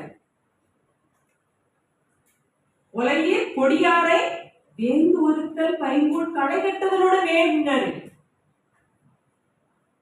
களை எடுக்கிற மாதிரி எடுத்துடணும் அப்படின்னு எவ்வளவு அழகா தெளிவா ஒரு நீதியை சொல்றாரு பாருங்க. ஆனா பொருட்பால் என்பது என்ன? நல்லோரையும் அல்லோரையும், நல்லவற்றையும் தீயவற்றையும் அடையாளம் காண்பிப்பது பொருட்பால். அடையாளம் காண்பிச்சா போதுமா? அல்லோரை வேறறுப்பதற்கும் அல்லவற்றை ஒழிப்பதற்குமான வழிமுறைகளையும் கூறுவது பொருட்பால். அந்த பொருள் என்பது செல்வம் அல்ல, பொருட்செல்வம் அல்ல, மணி அல்ல. பொருள் என்பது அங்க எழுது பொருளுடைய வாழ்க்கை, மீனிங்ஃபுல் லைஃப். ஒரு மனிதனை பொருளுடைய மனிதனாக, அவருடைய வாழ்க்கையை பொருளுள்ள வாழ்க்கையாக மாற்றுவதற்கு வழிப்படுத்துவதுதான் பொருட்பால். இப்ப சொல்லுங்க, திருக்குறள் அற இலக்கியமா? அறத்துப்பால் தான் அற இலக்கியம். அறத்துப்பால்ங்கிற அந்த பகுதி தான் அறம் பேசுது. ஆக இப்பதான் பொருட்பால் நமக்கு என்னது? 70 அதிகாரம் இல்லையா? அறத்துப்பால் 38, காமத்துப்பால் 75 நமக்கு தெரியும். இப்போ இந்த திருக்குறளுக்கு நான் ஏற்கனவே முன்னாடி சொன்ன மாதிரி எவ்வளவோ முறைகள் வந்திருக்கு. மணக்குடவர் உரையிலிருந்து இப்போ வரைக்கும் 1000 முறைகள் வந்தாச்சு. இந்த உரைக்கு என்ன சிறப்பு அப்படின்னா, ஒரு நீதிபதியே 1330 குறளுக்கும் முழுமையாக உரை எழுதிய முதல் நூல் இந்த நூல்.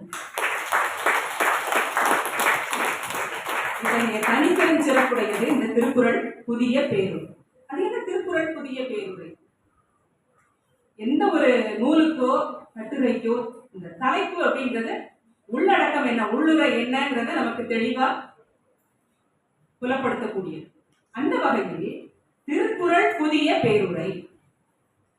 திருக்குறள் உரையிலேயே நிறைய உண்டு. வடிவம் உண்டு, அளவு தொடர்பாக உள்ளதெல்லாம் சொன்னேன், வகைகள் நிறைய. உரைங்கிறதுலயே அந்த உரையை பெயரிடும் போது பல வகையாக பெயரிடும். கருத்துரை, தெளிவுரை, விளக்க உரை. மூவ மட்டும் தெளிவுரை சொல்லல, மூவ உரை உள்ளிட்ட பல உரைகள் தெளிவுரைன்னு வந்திருக்கு. உரையினே பெயரிடப்படாத உரைகளும் உண்டு. வான்புகழ் வள்ளுவர் இருவர் உரை. வான்புகழ் வள்ளுவர், உலக பொதுமறை திருக்குறள், திருக்குறள் திருக்குறள், இப்படியெல்லாம் உரைகள் வெளிவந்திருக்கு. நாமக்கல் கவிஞர் தான் புது உரைங்கிறார். திருக்குறள் புதிய உரை. அப்படி இது ஒரு புதிய பேருரை அப்படின்னு பெயரிடப்பட்டிருக்கு இல்லையா? ஏன் புதிய பேருரை?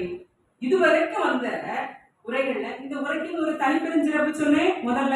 அது ஒரு நீதிபதி ஒருவரால் 1330 குறள்களுக்கும் முழுமையான உரை எழுதப்பெற்ற நூல் இதுங்கிறது ஒரு தனிப்பெருஞ்சிறப்பு. இரண்டாவது, உரைகள்ல எத்தனையோ வகை உண்டு, எவ்வளவோ தன்மை உண்டு, எவ்வளவோ வடிவம் உண்டு, எவ்வளவோ அளவு உண்டு.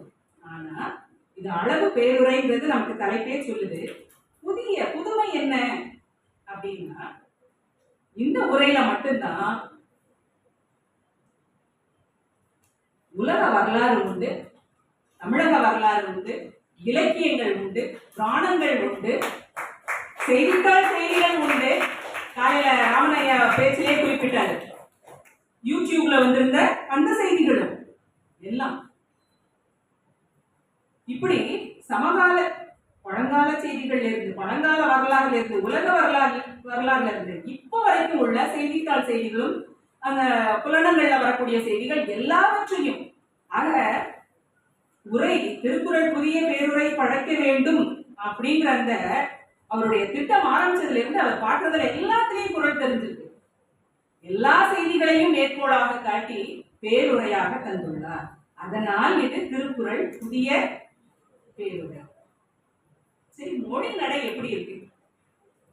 உங்களை இந்த நூல் படிக்க வைக்கிறதா என்னுடைய நோக்கம். மொழி நடை எப்படி இருக்கு அப்படின்னு பாத்தீங்க அப்படின்னா, அவ்வளவு எளிமையான நடை. அவர் எத்தகைய தமிழறிவு வாய்க்க பெற்றவர், ஆழ்ந்த புலமை மிக்கவர்ங்கிறத காலையில 2 அமர்விலையும் அந்த இரு பெருங்காவியங்கள் படைத்தளித்த அந்த ஆய்வுரைகளை நீங்க கேட்டப்பவே புரிஞ்சிருப்பீங்க. யாப்பில் ஆழங்காற்பட்டவர். ஆனா இந்த திருக்குறளுக்கு உரை எழுதும் போது அவருடைய நோக்கம் உயர்ந்த நோக்கம். எளிய நடையில் எழுதுகிறார். இதுக்கு அவருக்கு அவருடைய பன்முக படைப்பாற்றல் கை கொடுக்கிறது. இப்போ அமர்வுல பேசி முடிச்சுட்டு உட்கார்ந்துருக்காங்க. ஆங்கில நாவல் எழுதியிருக்கிறார், சிறுகதைகள், சமுதாய கட்டுரைகள், இலக்கிய கட்டுரைகள், திறனாய்வுகள், ஆன்மீக கவிதைகள், நீதித்துறை தொடர்பான கட்டுரைகள், திரைப்படத்துக்கு வசனம் எழுதியிருக்கிறாரு, நாடகம் எழுதியிருக்கிறாரு, திரைப்படத்தை இயக்கியிருக்காரு. இதெல்லாம் காலையில கேட்டீங்க. இதழியல் துறையிலும் அருமையான வெற்றிமுனை என்ற ஒரு இதழை நடத்தி வருபவர். மாணவர்கள் படிக்க வேண்டிய இதழது.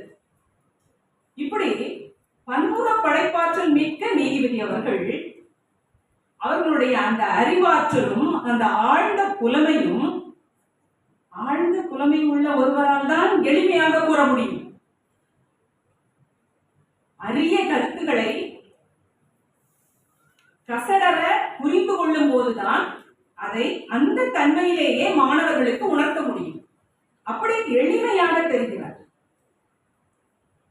இந்த நூலுக்கு அணிந்துரை எழுதியுள்ள பேராசிரியர் வி. சுந்தரமூர்த்தி ஐயா அவர்கள் இப்படி கூறுகிறார். நீதிபதி புகழேந்தி அவர்கள் வெளியிட்ட திருக்குறள் உரை எளிய உரை விளக்கமும் நீதிபதியின் வாழ்வு அனுபவமும் இணைந்த அரிய நூலாக திகழ்கிறது. பல்வேறு துறைகளில் அவருக்கு ஏற்பட்ட அனுபவங்கள் குறளுக்கு மேலும் விளக்கம் அளிக்கும் வகையில் இந்த பேருரை அமைந்துள்ளது. சட்ட நூல் அறிவும் புலமையும் உரைக்கு மெருகூட்டுவனவாக அமைந்துள்ளன. சிறுகதை, நாவல், நாடகம் எனும் புதிய துறைகளில் அவர் பெற்ற அனுபவம் எடுத்துரைக்கும் முறையில் வெற்றி பெறுகிறது என்கிறார். நான் கூறிய கருத்துக்கு இந்த அணிந்துரையின் கருத்து அரண் சேர்க்கிறார். இந்த இடத்துல நான் ஒண்ணு சொல்லணும். அந்த எளிய மொழி நடை ஒண்ணு. திருக்குறள் உரை அப்படின்னாலே நீங்க போய் பாத்தீங்கன்னா பழைய உரைகள் எல்லாம் என்ன இருக்கும் அப்படின்னா, பதங்களுக்கு உரை இருக்கும், பத உரை இருக்கும், பொருளுரை இருக்கும், அப்படியே பொருளுரை இருக்கும், இலக்கண குறிப்பு இருக்கும். இப்படி எல்லாம் எதுவும் நீங்க பயப்படக்கூடிய கூறுகள் உள்ள எதுவுமே இல்லை. குறளை நீங்க எளிமையா புரிஞ்சுக்கணும். திருவள்ளுவருக்கும் நோக்கம் அதுதானே. நீ இலக்கண குறிப்பு தெரிஞ்சுக்கணும்னா திருவள்ளுவர் அந்த நோக்கத்தில் எழுதினாரு இல்லையா? அப்போ அந்த குறள் கூறும் கருத்துகள், குறள் கூறும் அறக்கருத்துகள், நீதி கருத்துகள் எல்லாம் மக்களை போய் சேரணும் அப்படின்னா அந்த எளிய நடை முக்கியம்.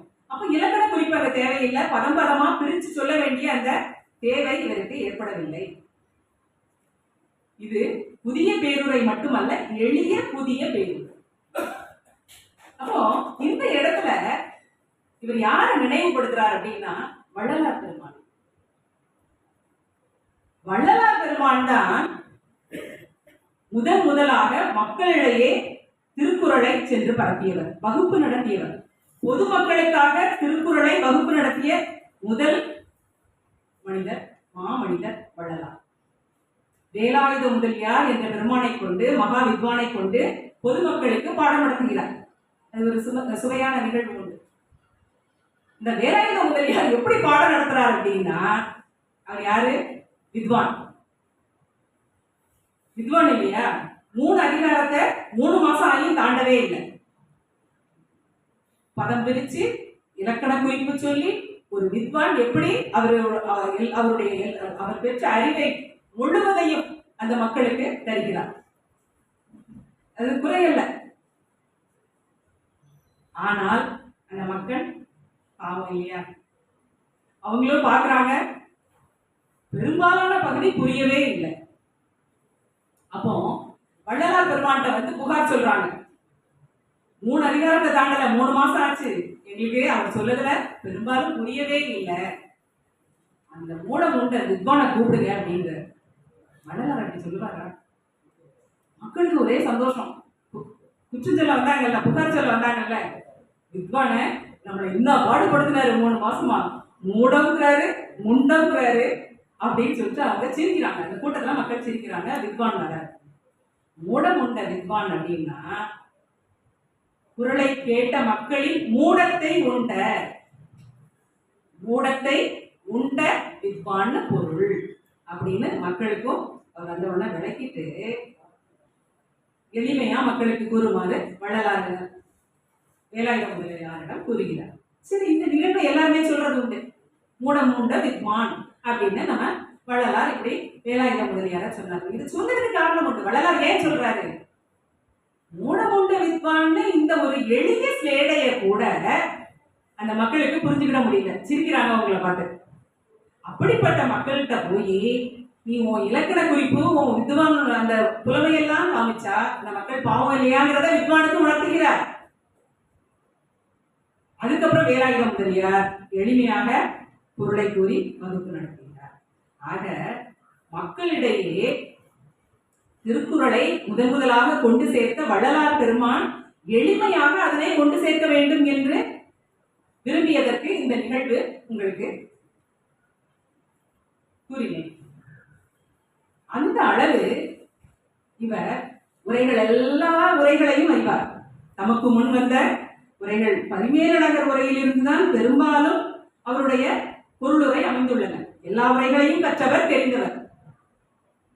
ஆனா எப்படி ஒரு வள்ளலார் பெருமானுடைய நோக்கம் இருந்ததோ அதே மாதிரி இவரும் எளிமையா, எந்த இடத்துலையும் ஒரு பொருட்சிக்கல் இல்லாம, எந்த இடத்துலையும் தன்னுடைய புலமையை காட்டாம எளிமையா மக்களுக்கு சொல்லி இருக்கிறதா பார்க்கணும்.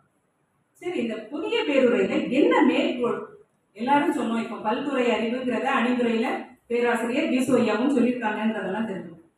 அப்படி என்ன மேற்கோள் இருக்கு அப்படின்னா, ஏற்கனவே சொன்ன மாதிரி இலக்கியங்கள்ல இருந்து, சட்டப்பிரிவுகள்ல இருந்து, உலக வரலாறு, திரைத்துறை செய்தியில் ஏகப்பட்ட மேற்கோள். அதுல ஒரு சில உங்களுக்கு சங்க இலக்கியத்திலிருந்து எடுத்துக்காட்டு காமிக்கிறார்.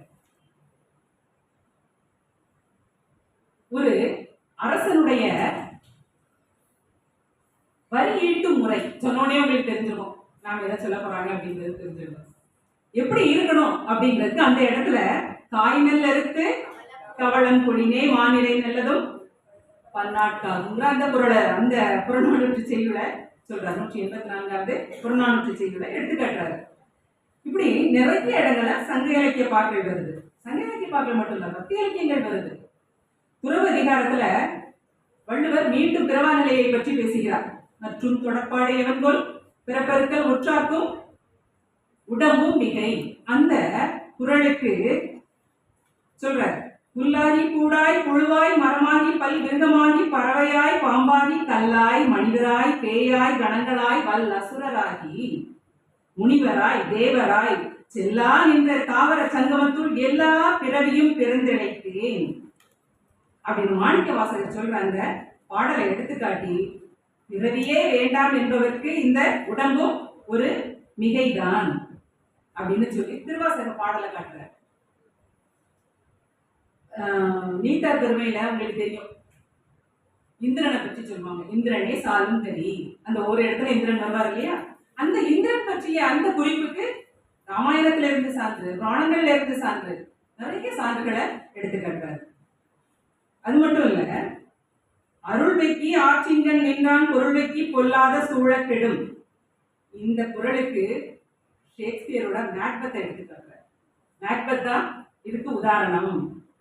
எப்படி ஒரு அருளற்று ஒரு பேராசையினால எப்படி ஒரு அழிவு நிலையை தேடிக்கொண்டாங்கிறதுக்கு மேக்பத்தை உதாரணம் காட்டி இந்த இடத்துல விளக்குறத பார்க்கணும். அதே மாதிரி காலையில சொன்னேன் இல்லையா, அமுத சுரபிங்கிறது என்னது, நம்ம அறிவு. அத வள்ளுவர் என்ன சொல்றாரு, தொட்டனை தூரும் மணற்கேணி மாந்தருக்கு கற்றனை தூரும் அறிவு.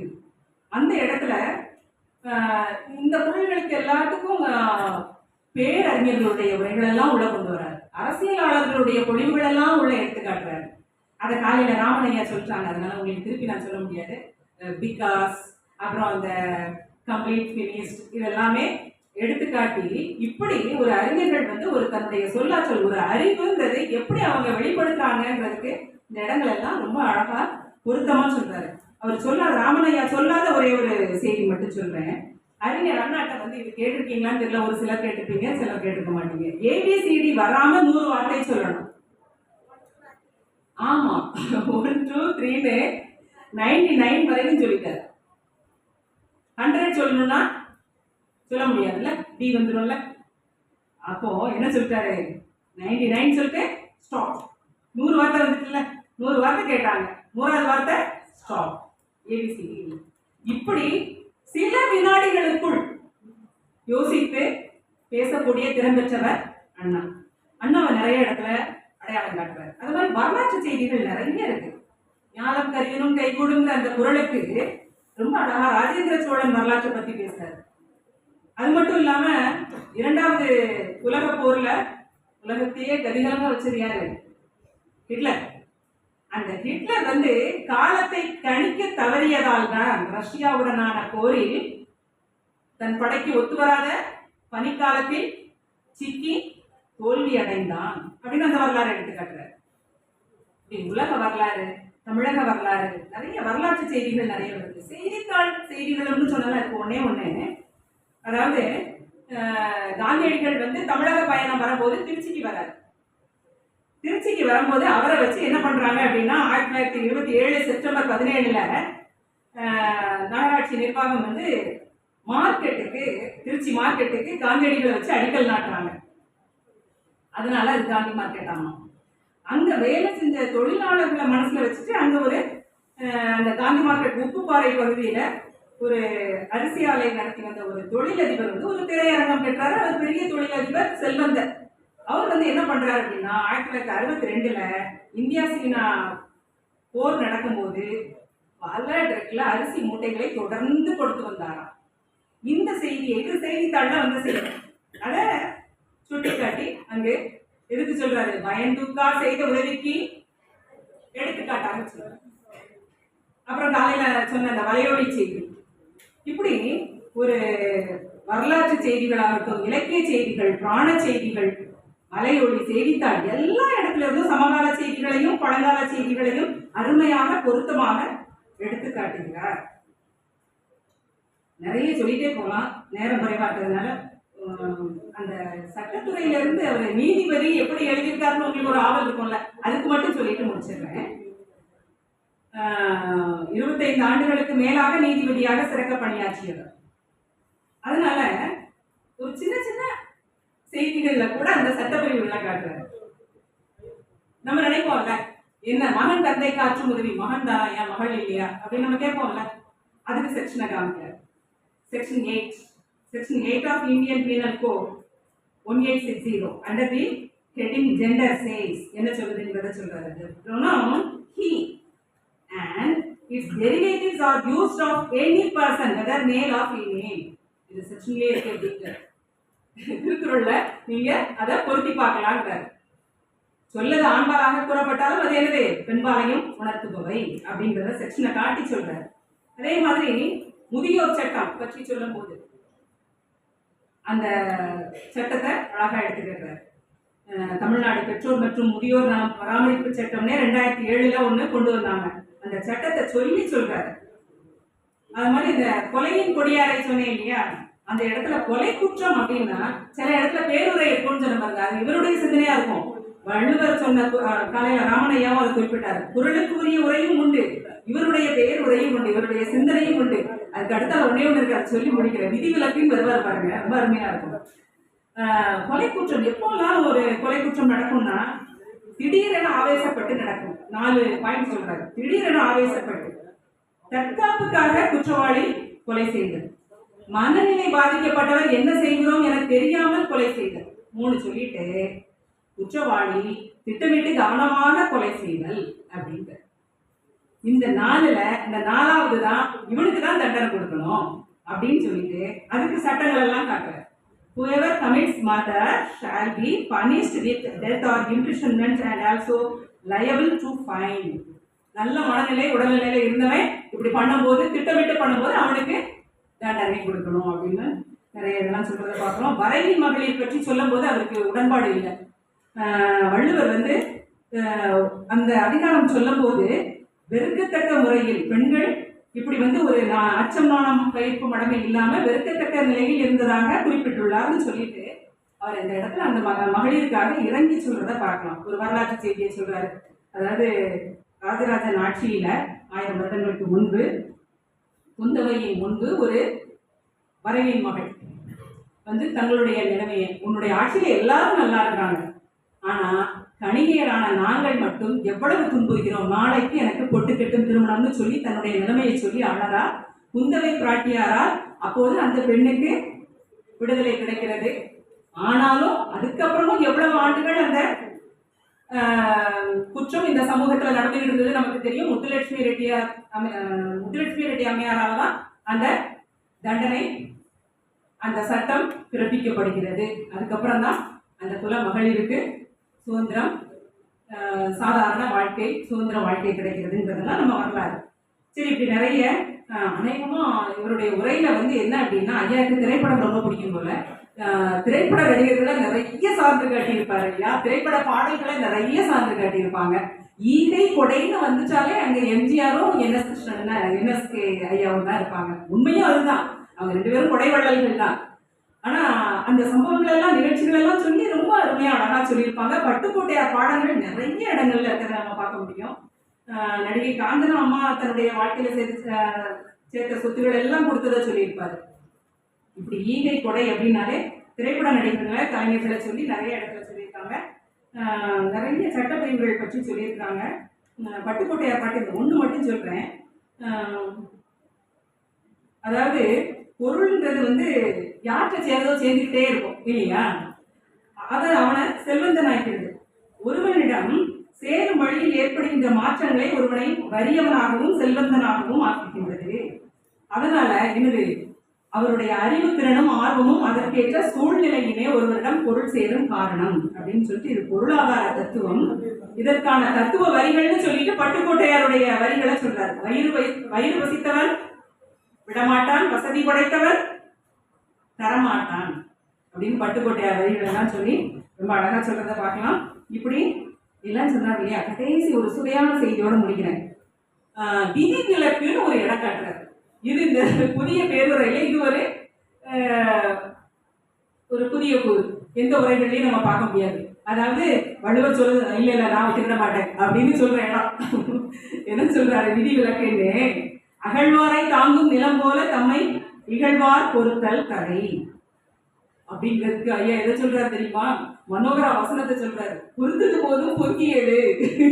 மனோகரா படத்திலே இந்த வசனம் இருக்கு. எவ்வளவுதான் பொறுக்க முடியும் அப்படின்னு சொல்லி அந்த மனோகரா திரைப்பட அந்த வசனத்தெல்லாம் சொல்லி ரொம்ப அழகா எடுத்து காட்டுறாரு.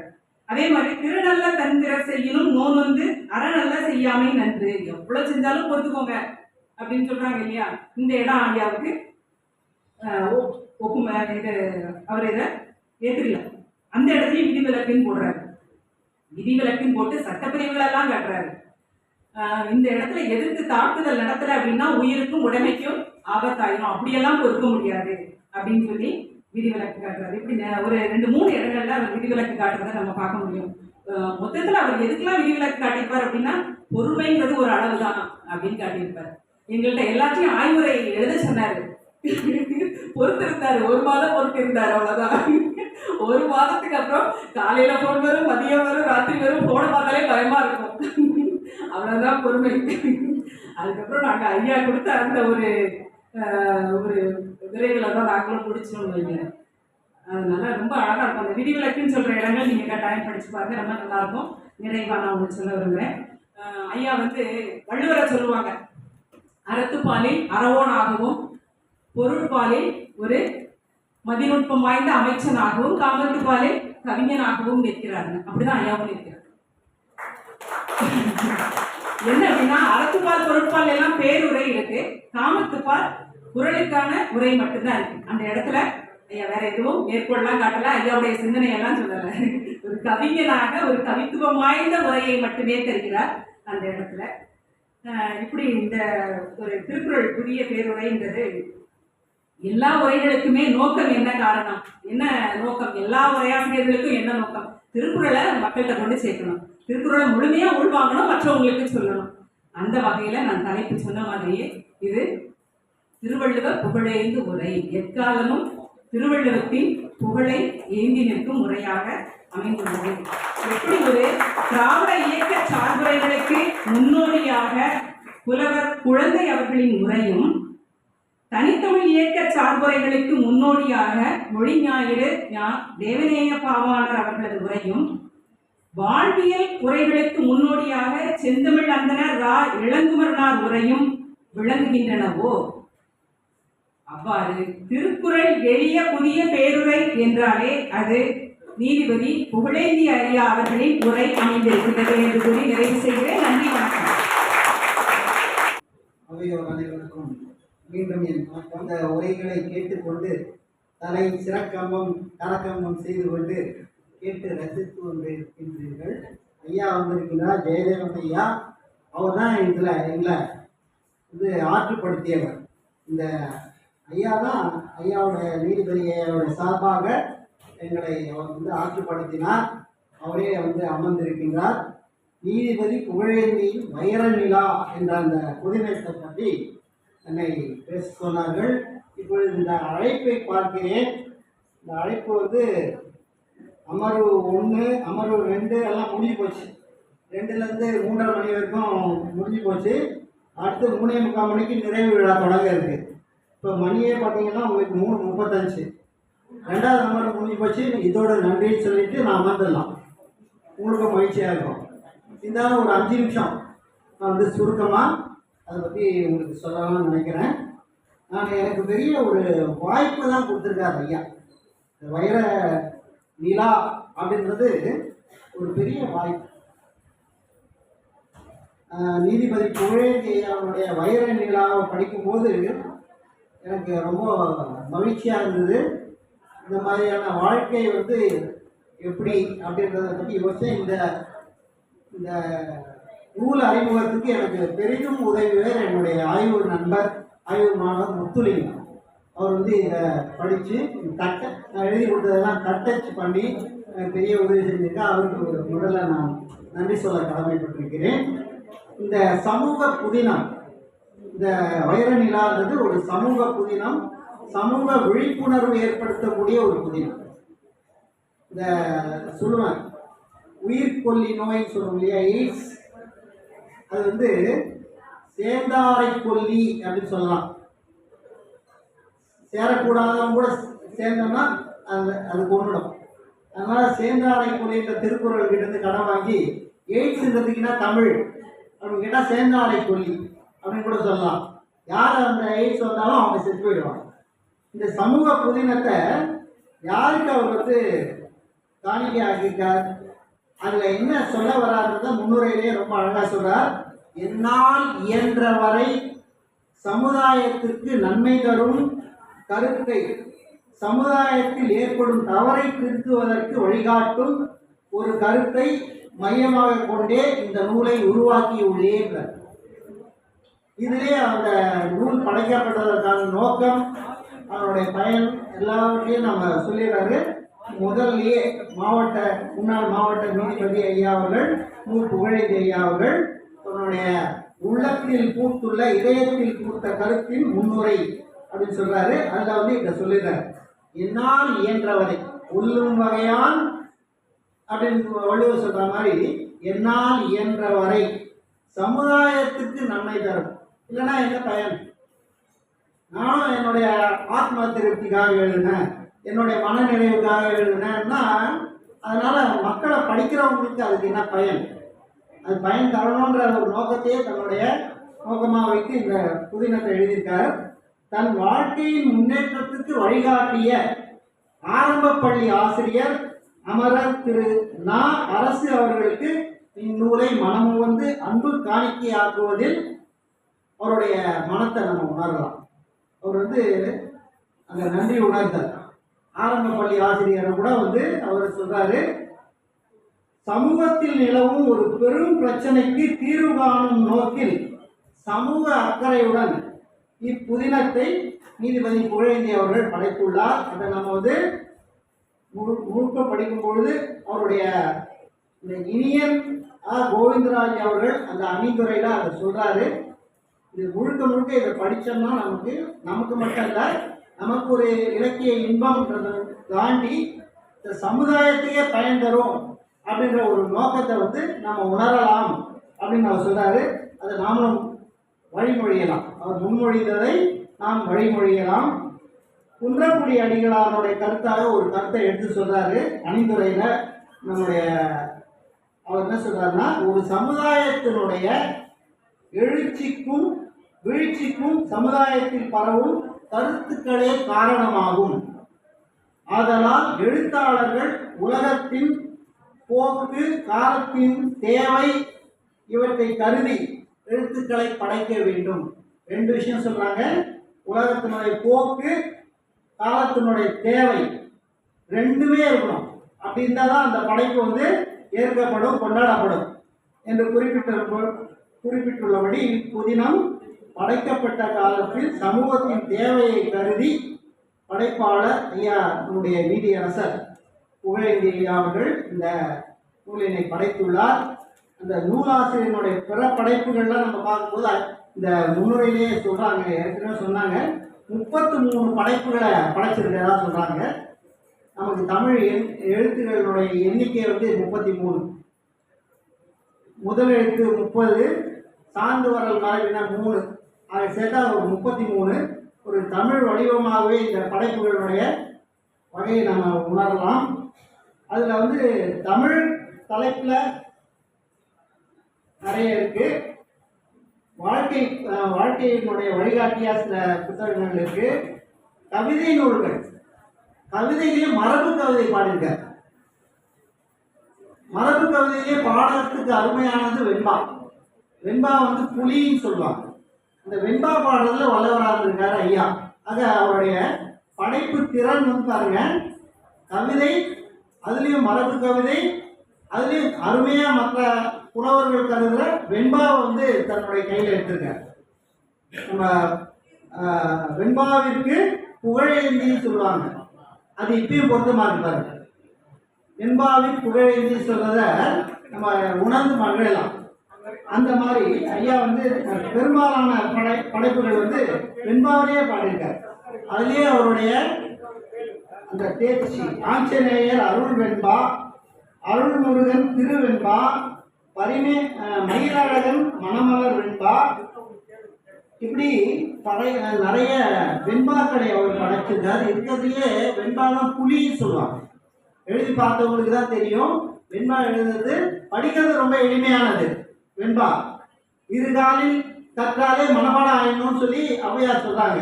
வெண்பாவை இருகாலில் கல்லானை என்று சொல்றாங்க. அப்படி 2 முறை படித்தாலே மனப்பாடம் ஆயிடணும். ஆனா எழுதுறதுக்கு ரொம்ப கஷ்டம். சமையல் கூட செய்யறது கஷ்டம். சாப்பிட்டுட்டு அதை பற்றி ஒரு வரியில நல்லா இருந்தது நல்லா இல்லைன்னு சொல்லிட்டு போகிறது எளிமை. சமைக்கும் போது தான் தெரியும் அதனுடைய வலி. சமைச்சவங்களுக்கு தெரியும். ஆக இப்படிப்பட்ட சிறந்த ஒரு படைப்பாற்றல் மிக்க ஐயா வந்து வைரநிலா புதினத்துக்கு முன்னாடியே ஒரு சில புதினங்கள்லாம் படைச்சிருக்காரு. அதிசய மலர், அந்த அதிசய மலர்ன்ற அந்த புதினத்தில் கூட பெண்ணினுடைய பெருமையை தான் சொல்லதா இந்த முன்னுரையில் சொல்லியிருக்காங்க. இந்த நூல்லையும் வாழ்க்கையில் ஒழுக்கம் தான் ரொம்ப முக்கியம், ஒழுக்கம் இல்லைன்னா என்ன ஆகும் அப்படின்றதான் நமக்கு ஒரு சுருக்கமாக நமக்கு சொல்லியிருக்காங்க. இந்த நூலை படிப்பதே வந்து ஒரு மகிழ்ச்சியானது. அதில் அவருடைய அறிவு நமக்கு வெளிப்படையாக நமக்கு வெளிப்படுது. ஆக இந்த புதினத்தை ஒரு இக்கால ஒரு போக்கு அப்படின்ற மாதிரி இல்லாமல் தன்னுடைய அறிவை எல்லாம் தேக்கி அதை வெளிப்படுத்தும் விதத்தில் தான் ஒரு சிறந்த படைப்பாளி என்பதை நிறுவியிருக்கின்றார் நம்முடைய நீதியரசர் நம்முடைய ஐயா புகழேந்தி ஐயா அவர்கள். அவருக்கு உங்கள் சார்பாக என்னுடைய வணக்கத்தையும் வாழ்த்தையும் தெரிவித்து இந்த வாய்ப்புக்கு அமைதி கூறி நன்றி கூறி அமைகின்றேன். நன்றி, வணக்கம். 2ஆம் அமர்வுக்கு தலைமையேற்றும் ஆய்வு உரை வழங்கியும் பேருரை வழங்கியும் சிறப்பித்த மூவர் பெருமக்களுக்கும் தமிழ் இலக்கியத்துறையின் சார்பில் மனமார்ந்த நன்றிகளை தெரிவிக்கிறோம். தொடர்ந்து விழா நிறைவு விழாவை எட்டுகிறது. அனைவருக்கும் வணக்கம். இதுவரை நான் எழுதிய நூல்கள் பற்றிய அறிஞர் பெருமக்களின் சிறந்த உரையை கேட்டீர்கள். அந்த உரை குறித்து தங்களுடைய கருத்துக்களையும் பதிவிடுமாறு அன்புடன் வேண்டுகின்றேன். மேலும் இந்த வீடியோக்களுக்கு நீங்கள் சப்ஸ்கிரைப் செய்து உதவுமாறு மேலும் வேண்டுகிறேன். நன்றி, வணக்கம்.